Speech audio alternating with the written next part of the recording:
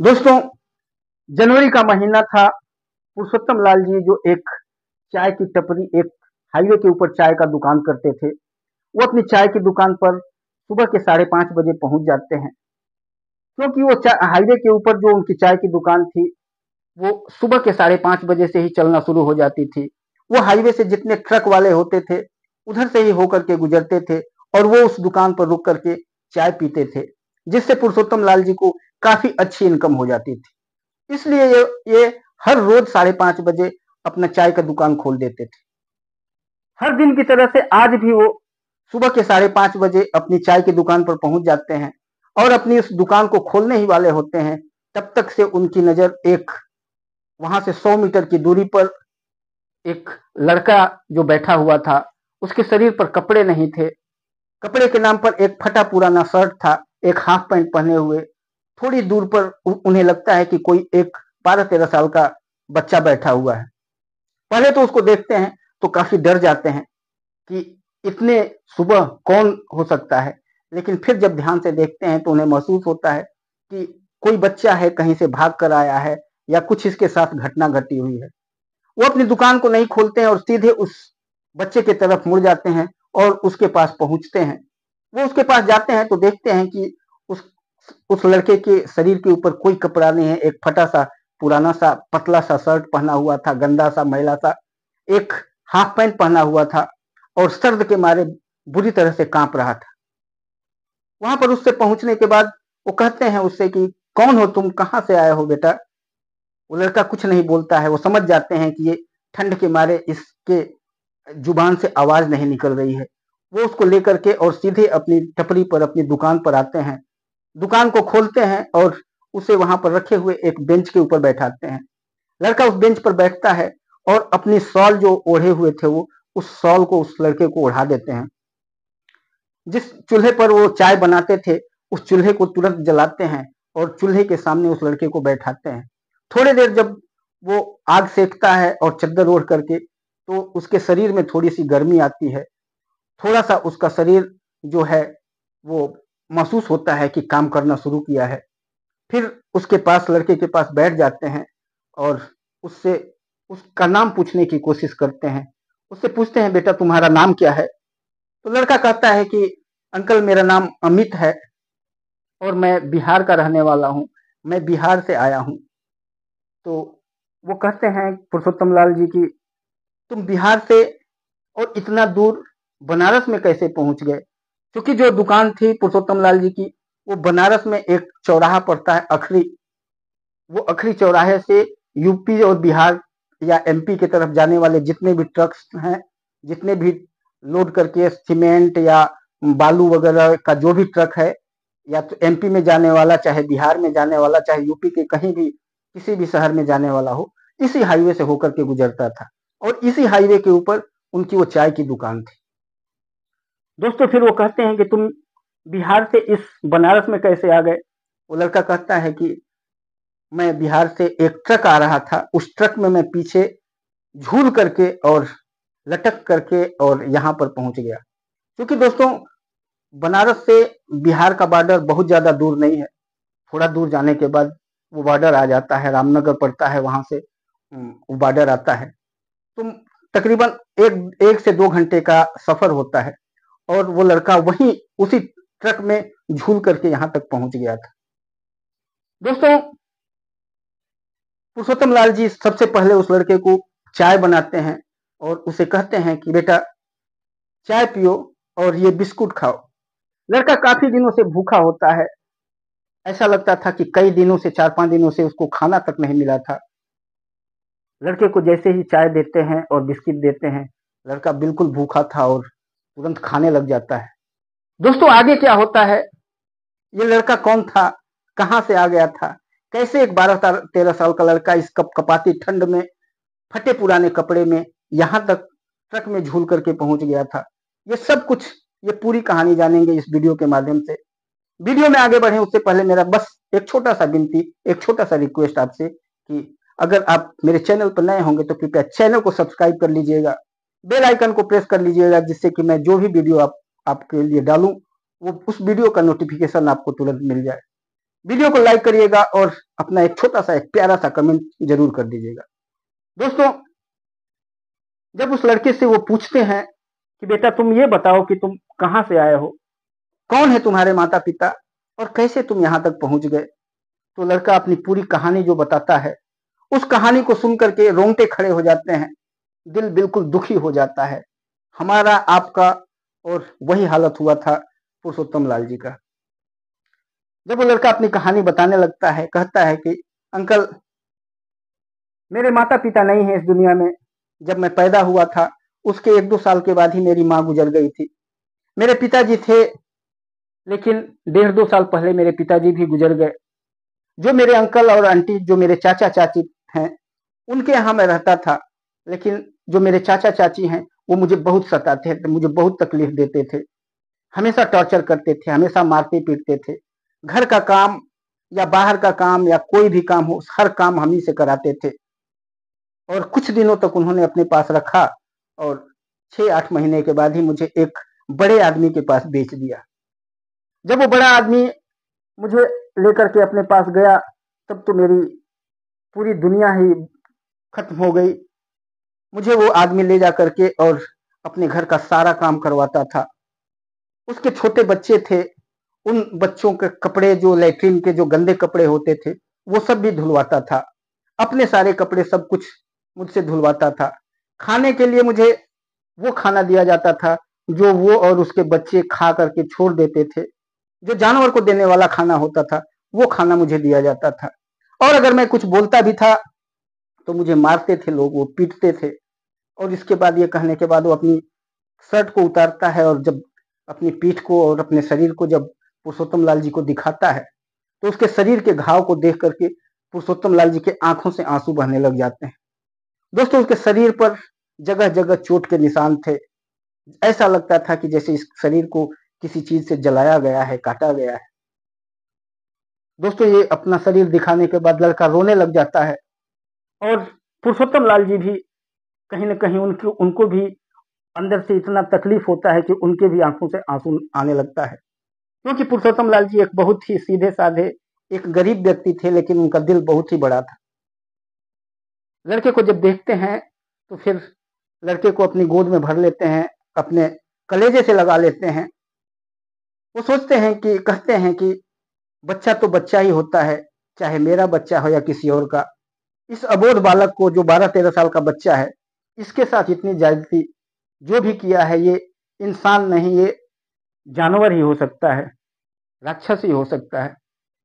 दोस्तों, उस लड़के को गले से लगा लेते हैं और लड़का भी पुरुषोत्तम लाल जी के सीने से चिपक करके ऐसा महसूस कर रहा था जैसे उसे पूरी दुनिया जहान मिल गई, उसके माँ बाप फिर उसे मिल गए।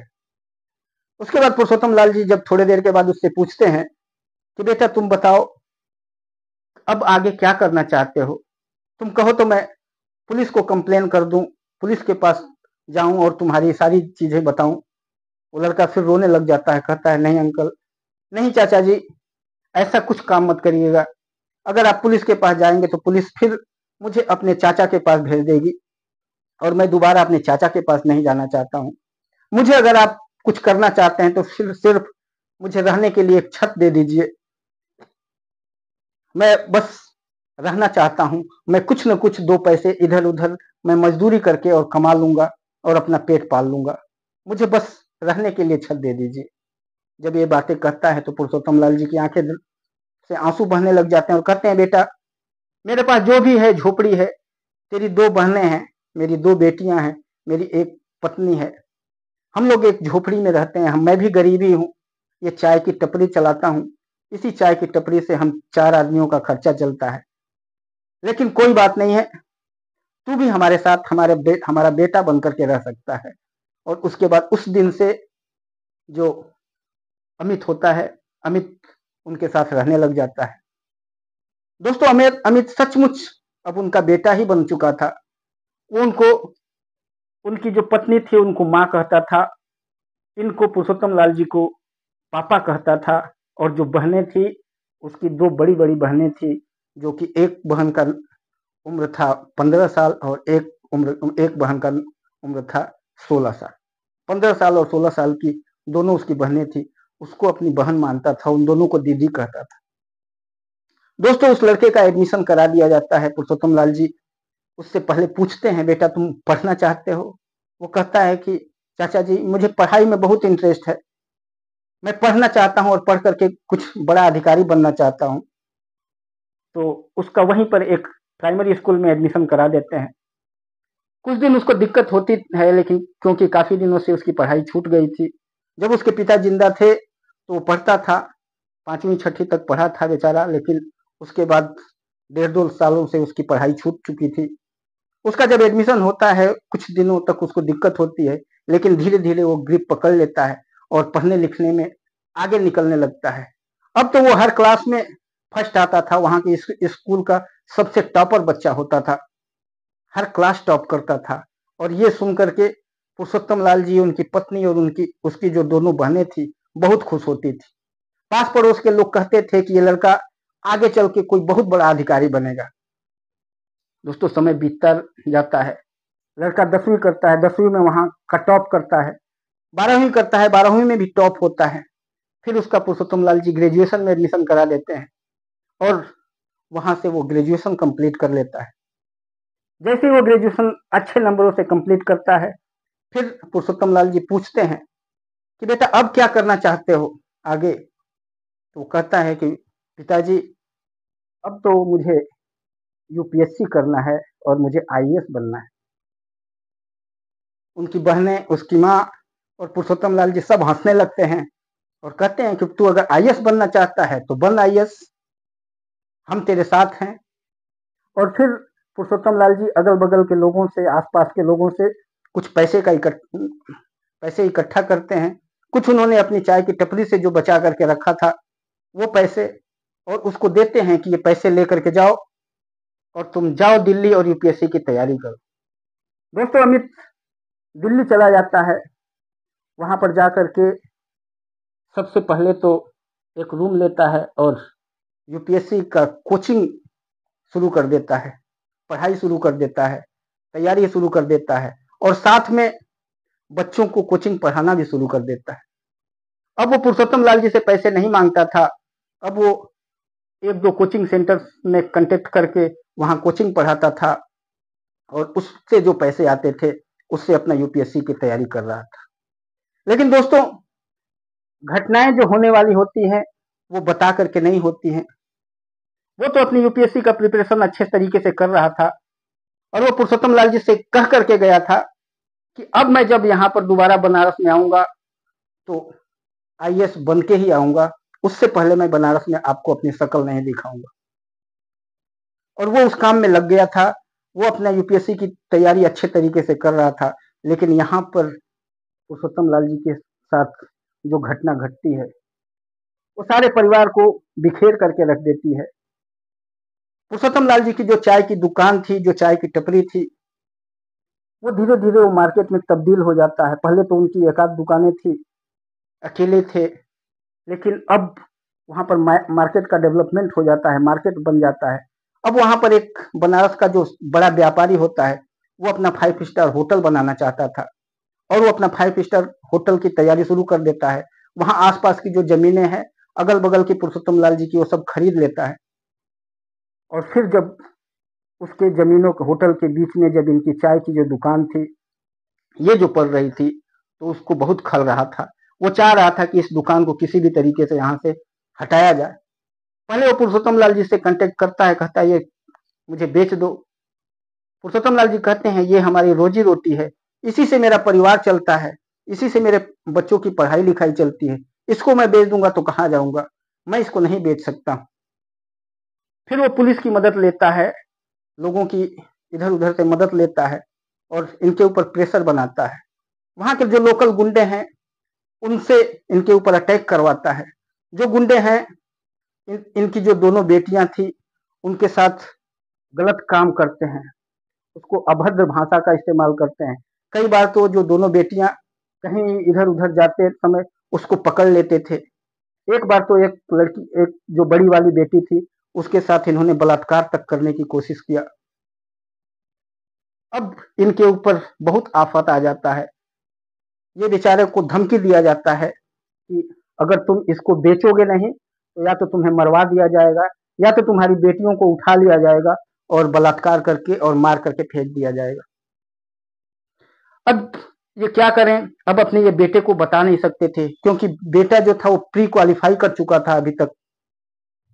अब वो मेंस की तैयारी कर रहा था, और इनकी जो बेटियां थी वो अपने पिता से बताती हैं कि इस टाइम पर अगर आप भैया को कुछ बताएंगे तो वो डिस्टर्ब हो जाएंगे और वो आएंगे यहाँ पर तो उनका करियर खराब हो जाएगा, उनका करियर खत्म हो जाएगा।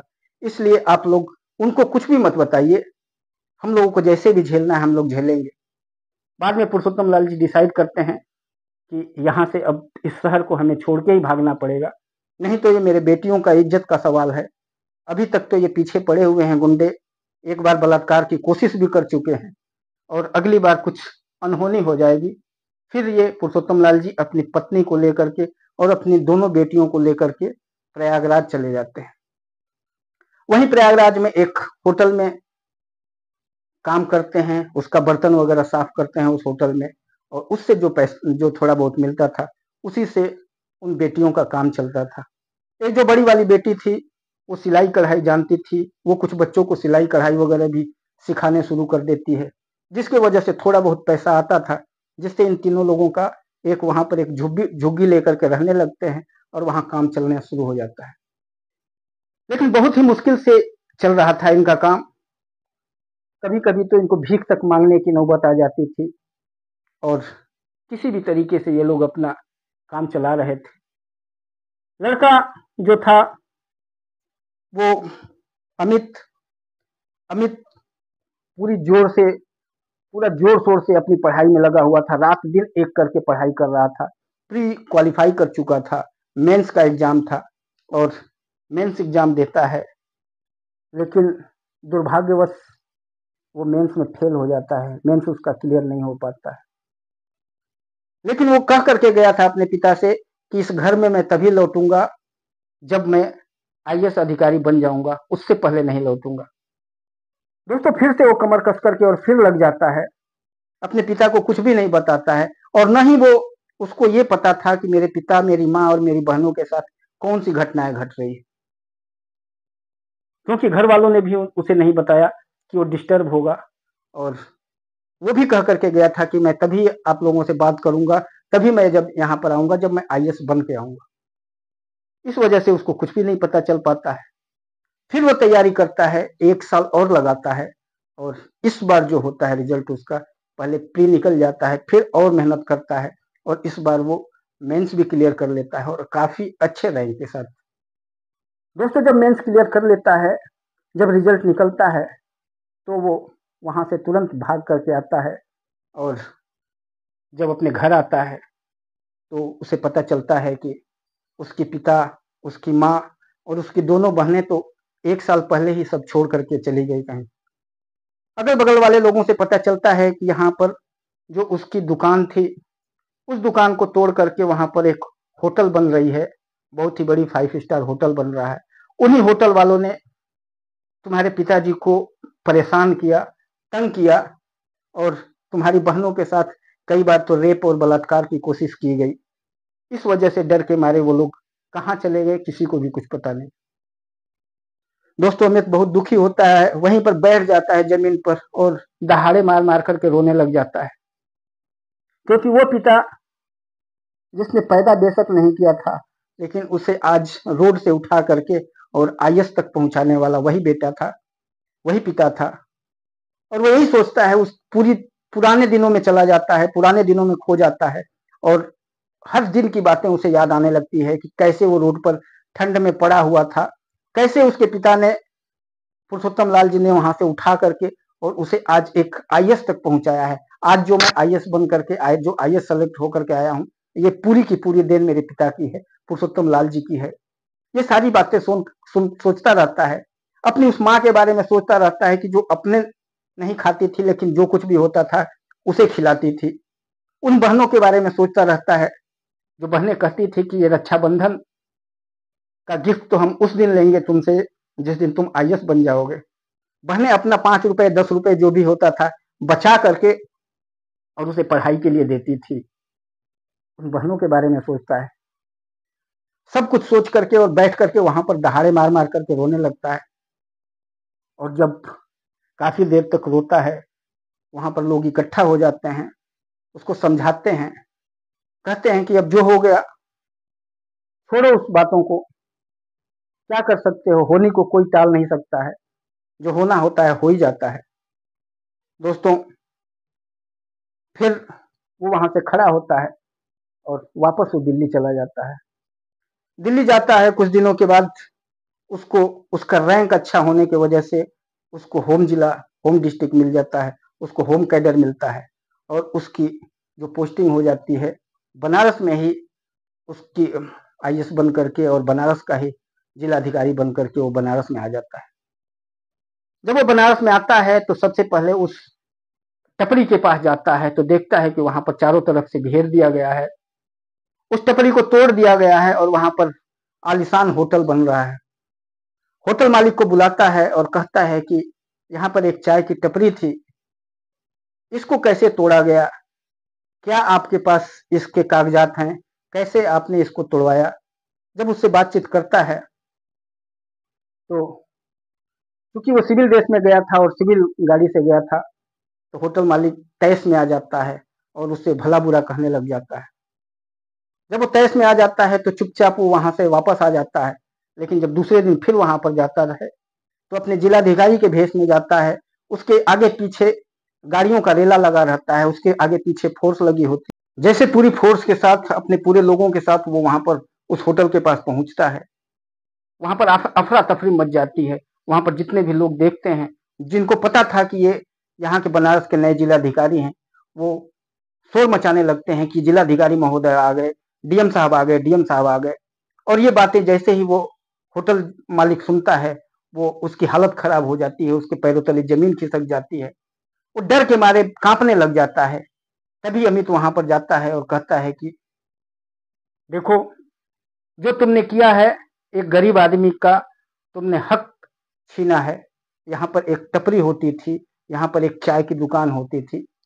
मैं कौन हूँ मैं तुम्हें अभी नहीं बताऊंगा, लेकिन समय आने पर मैं तुम्हें बताऊंगा कि मैं कौन हूँ।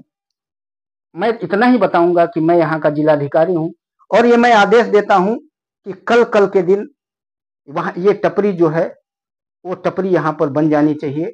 और जो तुमने चारों तरफ घेर करके रखा है और यहाँ पर होटल बनवाने के बारे में सोच रहे हो, ये जगह टपरी वाली खाली कर देना।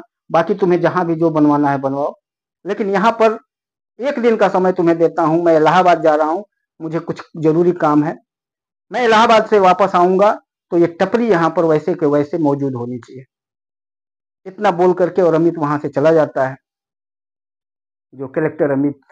और चूंकि अमित को इलाहाबाद जाना था, कुछ शासन का जरूरी काम थे, वहां पर बाकी और जिले के कलेक्टर आ रहे थे, वहां पर कोई कॉन्फ्रेंस, कोई मीटिंग था, उसको अटेंड करने के लिए उसे जाना था और वो सीधे वहां से प्रयागराज के लिए निकल जाता है। प्रयागराज जाता है तो प्रयागराज से पहले हाईवे के ऊपर एक होटल पड़ता है, उस होटल में अपनी गाड़ी को रुकवाता है, ड्राइवर से कहता है कि गाड़ी रोको और कुछ खा पी लेते हैं और फिर आगे के लिए बढ़ेंगे। दोस्तों, ड्राइवर गाड़ी रोकता है। सभी लोग जब होटल में पहुंचते हैं, डीएम डीएम साहब भी जब होटल में जाते हैं और जैसे ही वो अभी बैठे ही होते हैं और ऑर्डर करते हैं और उनका खाने की चीजें आने वाली होती है, तब तक से उनकी नजर वहां पर साइड में एक बर्तन धोते हुए बुजुर्ग की तरफ जाती है और उस बुजुर्ग को जैसे ही देखते हैं, उनकी हवाइयां गुम हो जाती हैं, उनके पैरों तले जमीन खिसक जाती है। ऐसा लगता है कि वो उन्हीं का पिता, जो पुरुषोत्तम लाल जी थे, वही हैं। क्योंकि वो गमछा सिर के ऊपर बांध करके रखे थे, तो उसे उतना अच्छे तरीके से नजर नहीं आ रहा था।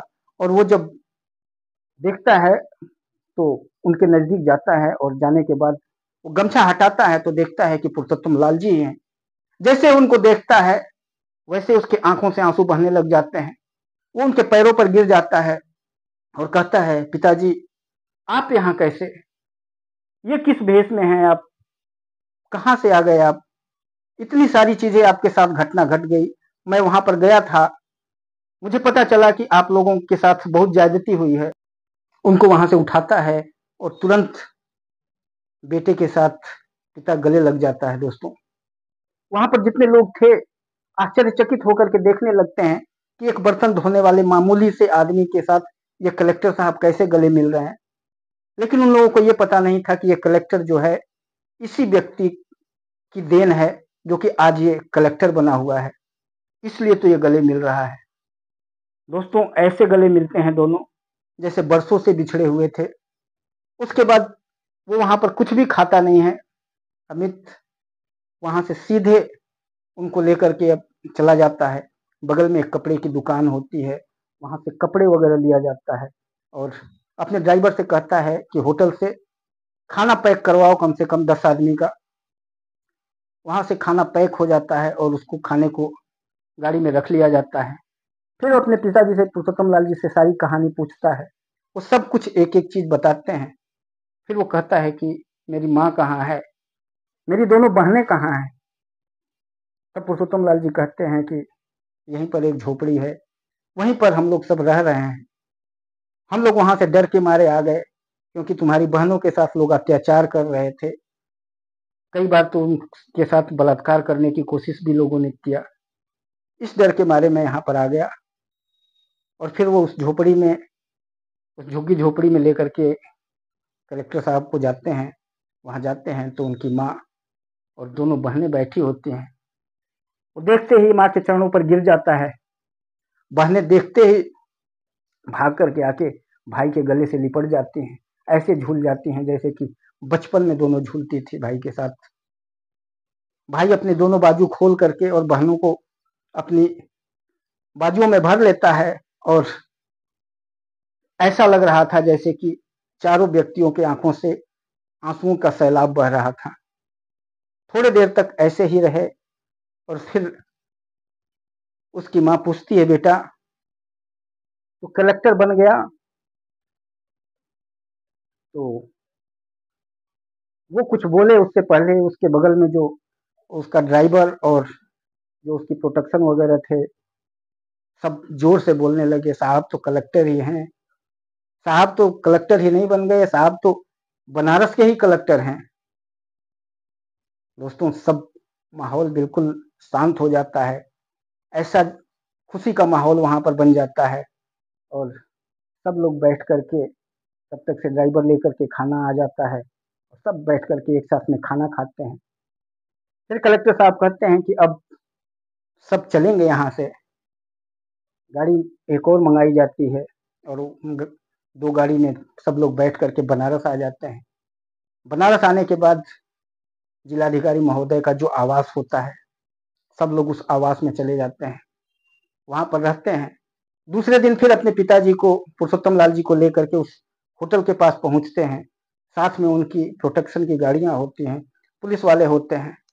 जब वहां पहुंचते हैं तो देखते हैं कि वो जो दुकान थी, जो घेरा हुआ था, वो सब हटा दिया गया था।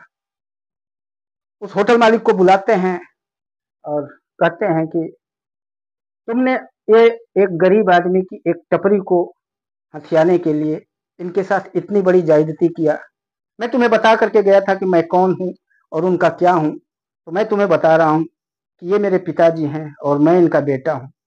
और जो तुमने किया है, जो तुम्हारे लोगों ने किया है, उसका खामियाजा तुम्हें भुगतना पड़ेगा।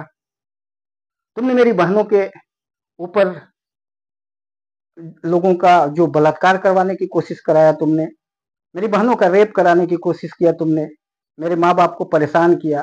तेरे वजह से आज मेरे माँ बाप इस जगह पर अपने घर परिवार को छोड़ करके यहाँ पर आकर के रह रहे थे, मजदूरी कर रहे थे। ये सब का हिसाब लूंगा मैं, एक एक करके हिसाब लूंगा। पुलिस वालों को बताता है कि अभी इसको अरेस्ट किया जाए और इसको जेल में डाला जाए। उसको अरेस्ट कर लिया जाता है और जेल में लेकर के जाते हैं। उससे पूछताछ होती है कि कौन कौन कौन था जिसने परिवार वालों को तंग किया, कौन कौन था जिसने बहनों को छेड़ने की कोशिश किया। और उसके उसके बताने के अनुसार सबको पकड़ लिया जाता है और सबको जेल में डाल दिया जाता है। उसके बाद फिर अपने पिता, अपनी माँ, सबको लेकर के और बहुत ही खुशीपूर्वक रहने लग जाता है वो। दोस्तों, थोड़े दिनों के बाद 2 अच्छे लड़कों को, जो अच्छे परिवार के और पढ़े-लिखे थे, एक लड़का डॉक्टर था और एक लड़का था पुलिस विभाग में ही डीएसपी बना हुआ था। उन दोनों लड़कों से इन दोनों अपनी बहनों की बहुत ही धूमधाम से शादी कराता है। दोनों बहनों की शादी हो जाती है और फिर एक वहीं की एक एमबीबीएस डॉक्टर थी, जो यहीं पर सरकारी हॉस्पिटल में बनारस में ही थी और सेम कास्ट की थी, उसके साथ फिर कलेक्टर अमित की शादी हो जाती है। दोस्तों, परिवार काफ़ी खुशीपूर्वक रह रहा होता है। आज कलेक्टर अमित ने अपनी बहनों के लिए, अपने माता-पिता के लिए अच्छा आलीशान मकान बनवाया हुआ है बनारस में। सब अपने परिवार के साथ बहुत ही खुशीपूर्वक रह रहे हैं। दोस्तों, ये कहानी आपको कैसी लगी? जो पुरुषोत्तम लाल जी थे, उन्होंने कितना अच्छा काम किया। एक गरीब को, एक बेसहारे व्यक्ति को उठा करके और कलेक्टर तक पहुँचाया उन्होंने। कलेक्टर तो जितना भी करेगा उनके लिए, वो सब कम होगा। दोस्तों, अमित बहुत प्यार करता है अपने पिता पुरुषोत्तम लाल जी से और अपनी माँ से, अपनी बहनों से। जो एक भाई, जो एक बेटा करता है, वो सब अपने कर्तव्य का निर्वहन करता है। जिस लड़की से उसने शादी किया है, वो डॉक्टर है, एमबीबीएस डॉक्टर, लेकिन वो भी अपने सास-ससुर और अपनी जो दोनों बहनें हैं, वो उन सब से बहुत ही दिलो-जान से प्यार करती है। अपने परिवार से बहुत ही प्रेम है उसको। दोस्तों, एक सुखद कहानी की एंडिंग है। फिर मिलेंगे किसी और वीडियो में, तब तक के लिए नमस्कार।